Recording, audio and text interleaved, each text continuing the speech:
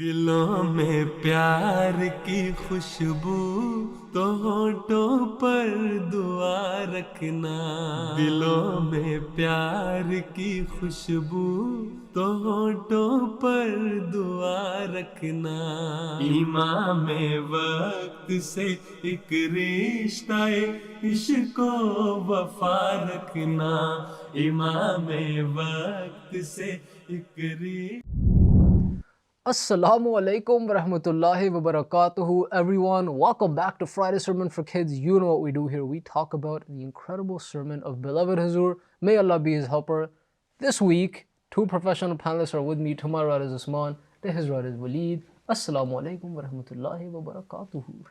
Wa alaikum assalam, Rabbi Sahib. Jazakallah ahsan guys for being here. So, dear audience, we continue getting enlightened by Huzoor on the topic of why the Holy Qur'an is the best teaching given to mankind. ये बात वाकई सच्ची है कि जो मुसलमान हैं ये कुरान को बिल्कुल नहीं समझते, लेकिन अब खुदा का इरादा है कि सही माने कुरान के ज़ाहिर करे। खुदा ने मुझे इसीलिए मामूर किया है और मैं इसके इल्हाम और वही से कुरान शरीफ को समझता हूँ। कुरान शरीफ की ऐसी तालीम है कि इस पर कोई एतराज़ नहीं आ सकता। So dear audience, beloved Huzoor, may Allah be his helper, has been particularly telling us about what the Quran has said about good and evil and Islam's teaching on that. We're going to get into the amazing details of that stuff. Before that, I come over to my panelists, whom I have to ask, what are your newly learned points from this week? In this week's Friday sermon, I learned about the two miracles of the Holy Qur'an. One of the miracles are its eloquent and perfect words. This week, I learned that the Holy Qur'an is in the perfect order, uses beautiful language, and does not leave anything out when explaining a matter.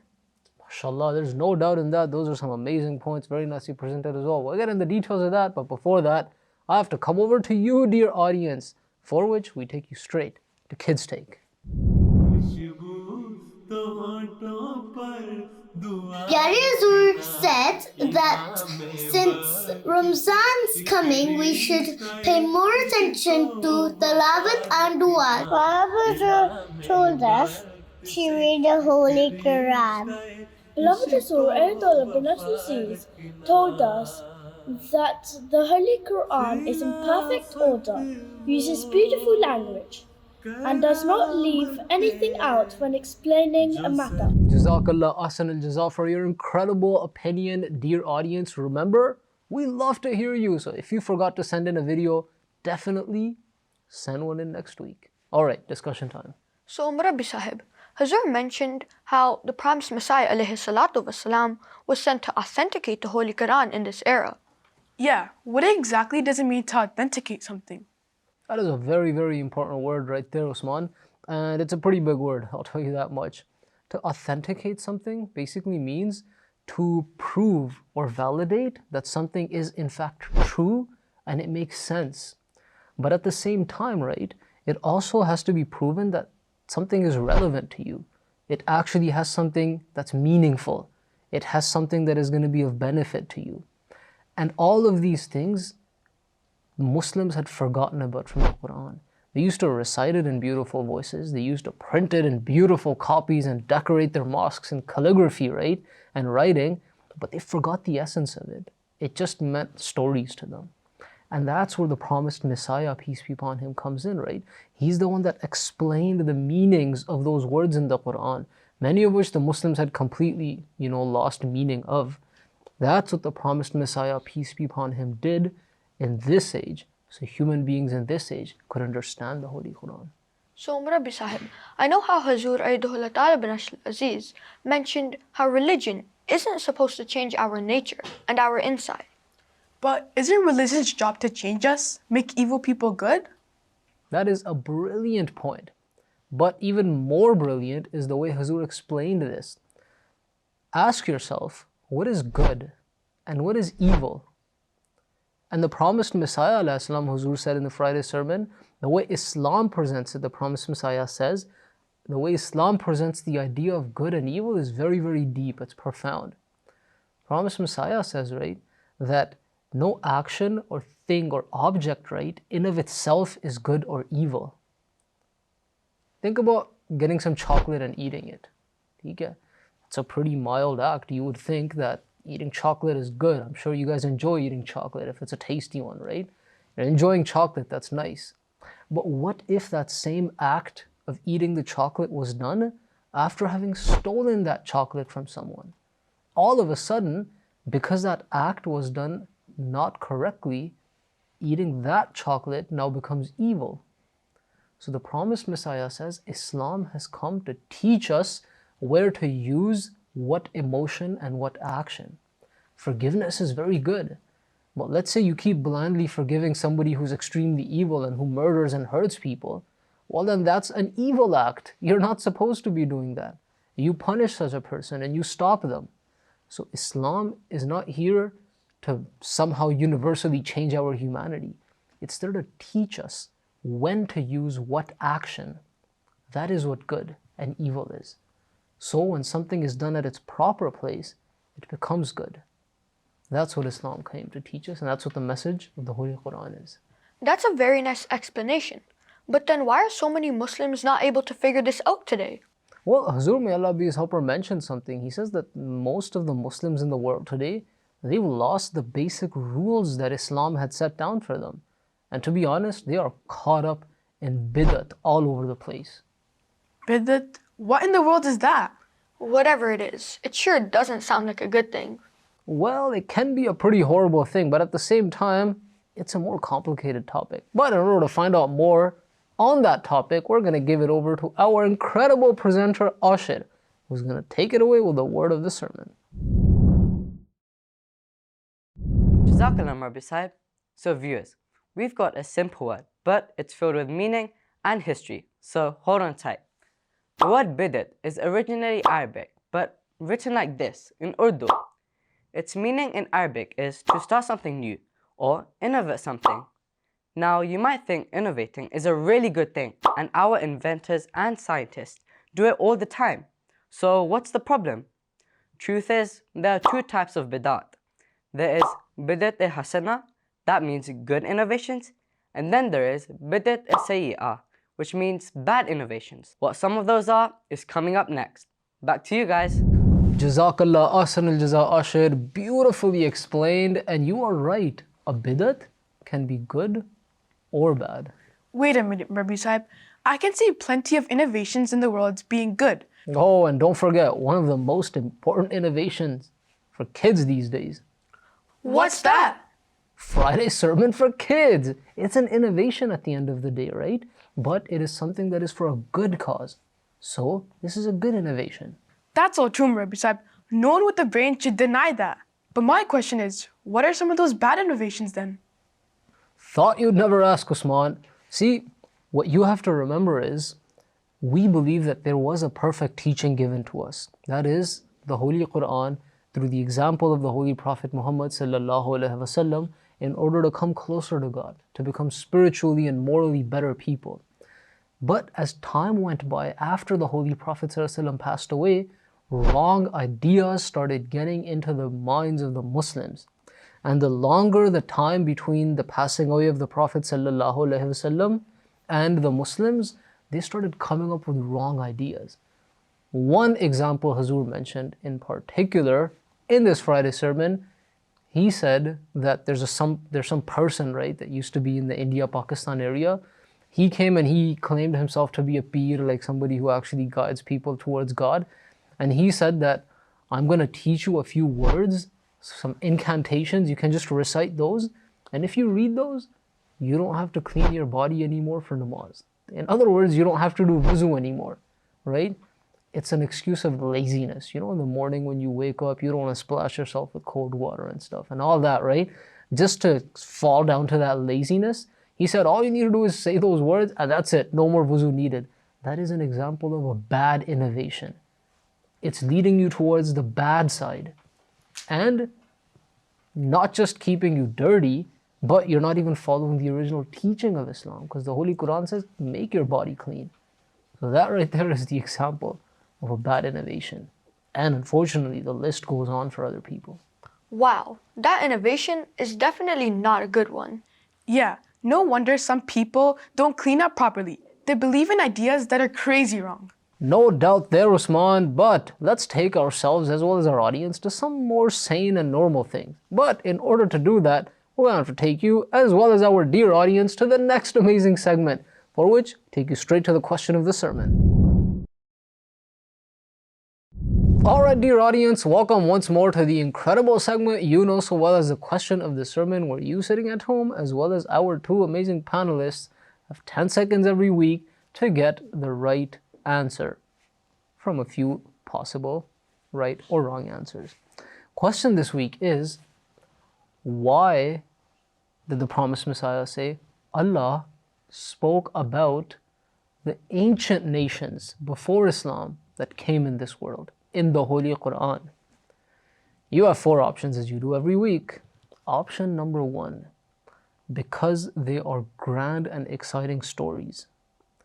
Option number 2, because they're mentioned in the Bible. It's a Christian book.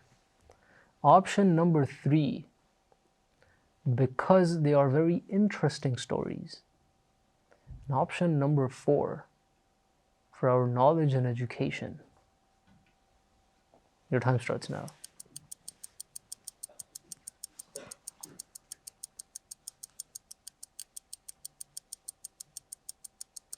Time's up.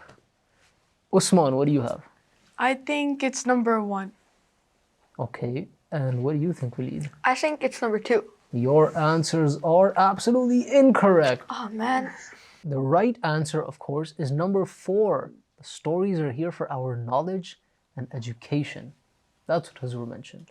So, Murbi Sahib, what else did the promised Messiah alayhi salam say about this? Well, Huzoor mentioned, and this is a very important point for us to remember, this is Islam's core philosophy. That means that's what Islam always tells us, right? It's that these old nations, right, they were very powerful, they were strong in their times. And ultimately, even after having been strong and powerful, they faced their end. They faced their death. So Allah tells us to learn from these nations and their example on how they ended up facing their destruction and end, and how you need to fix your own self so you don't end up causing the downfall of your nation. Now what's important to remember, Huzoor says, right, it's a lesson for us that the Quran and Islam is not telling us that attaining material strength is a bad thing, right? You're allowed to go out there and make money and become rich in every halal way. That's what needs to be remembered. And why is that important? Because that being halal is what's going to teach you to always put God and His religion before money and being rich. So when you do that, Huzoor says, then you chasing the money becomes a servant to religion and God. And that is the middle path Islam teaches us. And there's no better way to end than to remind all Ahmadi Muslims of the difficulties that our fellow brothers and sisters are going through, right? That's right, Waleed. Huzoor, may Allah be his helper, particularly mentioned 2 countries where Ahmadi Muslims are going through a lot of difficulty. One of them, of course, is Burkina Faso, the African nation where the very tragic event happened a couple months ago, but also very recently, the country of Bangladesh, where there was this tragic attack, very, very, abusive attack against our innocent Ahmadi Muslim brothers and sisters at their homes at the time of the Jalsa there. May Allah protect Ahmadi Muslims wherever they may be in the world. Ameen. And you don't need to remind us, Murabi Sahib, we got the message. So everyone, don't forget to watch the full Khutbah. And get back to us with the old critical message. Did you enjoy this week's Friday Sermon for Kids? Want to know how you can make it even better? Tell us what you learned from beloved Huzoor's Friday Sermon and send your videos at FS4KIDS@MTA.tv no later than every Sunday, and we'll try our best to include them in our next show. Now, we can't include all the videos you guys sent to us. So you guys can visit our Instagram and Twitter at MTA Canada and see all the videos you guys sent to us. Remember, at Friday Sermon for Kids, you're not just the audience, you make the show. Okay everyone, it's time once more for our little review of this week's sermon. As always, pay close attention. Huzoor, Ayyadahullah Ta'ala bin Nasr al-Aziz started this sermon by explaining how the Holy Qur'an's teachings and meanings were authenticated and explained by the promised Messiah alayhi salatu wasalam in this day and age. Like the example of doing good or bad, he explained to us that according to the Holy Qur'an, good and evil are not physical things or actions, but actions become evil when we do them outside of the proper time. Kind of like you wanting a chocolate bar. Eating chocolate is very good and halal, but if you decide to steal it from a store, then eating that chocolate bar has become bad. One of the main reasons why Muslims, despite having this guidance, went on the wrong path is because they fell in the trap of starting various bid'at. Exactly. A bid'at in Arabic means something new you innovate which was not being done before. There can be good bid'at, like the technology we have made to talk to each other, the medicines to save life, and cars to move around. But there are also incorrect and evil bid'at people who make on their own. Huzoor Ayyadallahu Ta'ala bin Nasr al-Aziz mentioned one example of someone who claimed that all you have to do is read some words and you will never have to do wuzu again for namaz. This is completely wrong. Not only will you be dirty, but that is completely against Islam. Because the Quran tells us to keep ourselves physically clean. That's why we should stick to the guidance of the Holy Quran. That's correct, because at the same time, the Holy Qur'an reminds us of different nations and strong empires that used to exist before us. These stories were not just mentioned before just for storytelling or because they were exciting stories, but it's because Allah wants to educate and teach us from the way those nations went on wrong ways. So we should learn from their mistakes. But also mentioned that Islam does not make living your life and making money and having your country prosper in material ways a bad thing. In fact, the Quran teaches us to grow and be successful in the world. But we should remember that all these things should always be like a servant to religion. We should not let money become our life goal. In conclusion, Huzoor, may Allah be His helper, reminded and instructed us to remember all Ahmadi Muslims, especially in Burkina Faso and Bangladesh, in their prayers. May Allah always protect them. Ameen. Now, dear audience, remember these are just a few points from the ocean of guidance that is Huzoor's Friday sermon. So, Make sure to watch Huzoor's full khutbah. And until next week, Khuda Hafiz. जो पत्थर को गोहर कर दे, मगर है शर्त तुमसे मुसलसल राबता रखना, मगर है शर्त तुम उससे मुसलसल राबता रखना, इमाम वक्त से एक रिश्ता इश्क वफा रखना, दिलों में प्यार की खुशबू तो होठों पर दुआ रखना, इमाम वक्त से एक रिश्ता इश्क वफा रखना, इमाम वक्त से एक रिश्ता इश्क वफा रखना।